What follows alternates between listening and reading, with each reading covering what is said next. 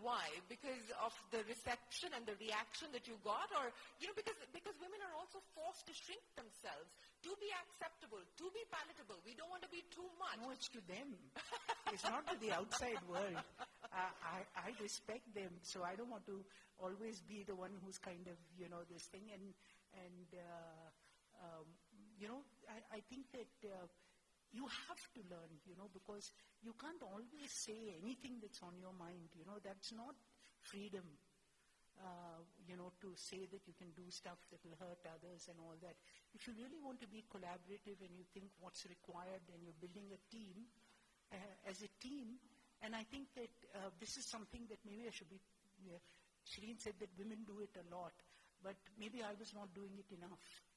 And we should recognize that also, because now I see my daughters and I see probably your daughters so outspoken. You wonder how they ever, get along in life and do all this. But so maybe that's something we should teach our daughters. What? To be a little more like adjusting, because they'll just speak it out. Shobna, I can't believe I'm hearing you say this. I cannot believe I'm hearing you say this.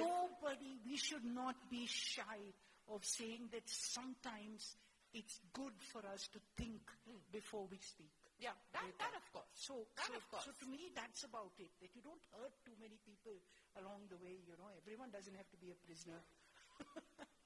And then you say, oh, I'm competitive. That doesn't work. I think one thing that I've learned after really assuming this chairmanship is that I get a lot more done when I can, behave like my sister.